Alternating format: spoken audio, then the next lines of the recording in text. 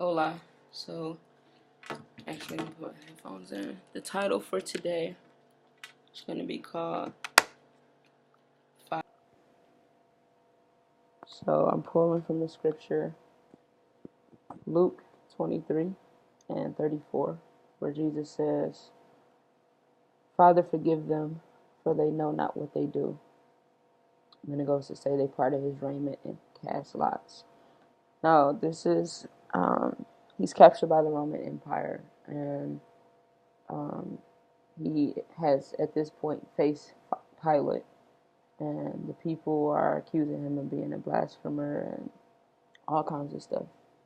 And Pilate goes to ask him questions. Then he goes back to the people, and he's like, "I can't find anything wrong with this man." Um, and you know, there comes a time where um, I believe it was a feast. Let me go back some. Anyway,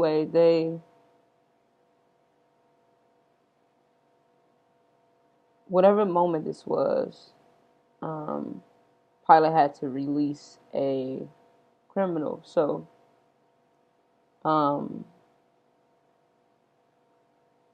I'm trying to find it. And basically, it was this guy named Barabbas, who basically was a murderer who was in prison.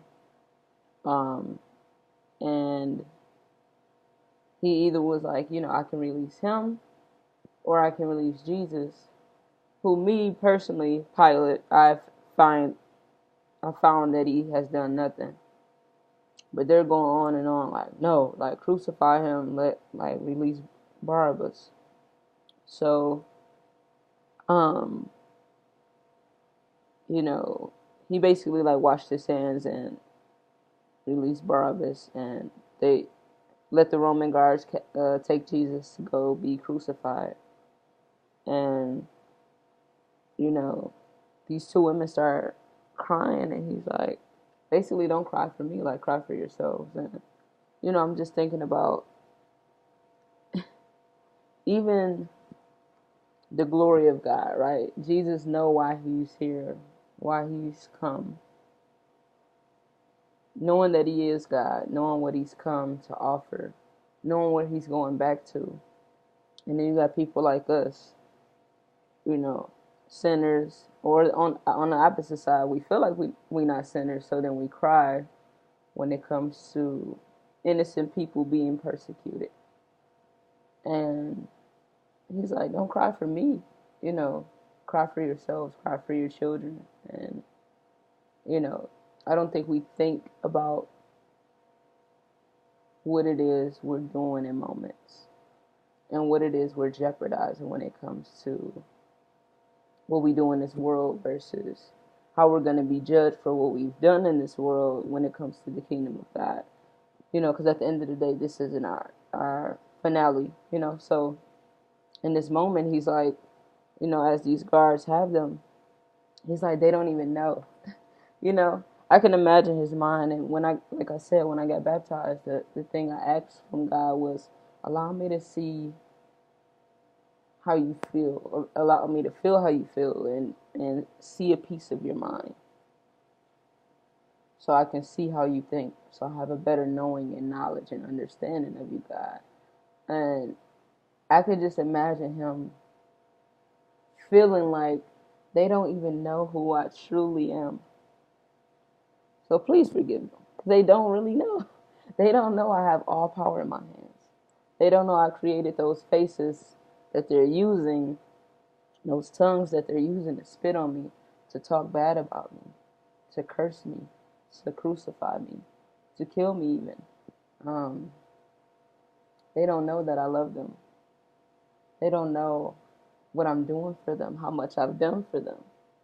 And it's kind of like, bless your heart. Like when you're ignorant about something and somebody's like, an older person usually is like, bless your little heart. Like, because you just don't understand. And I can just imagine that feeling of like,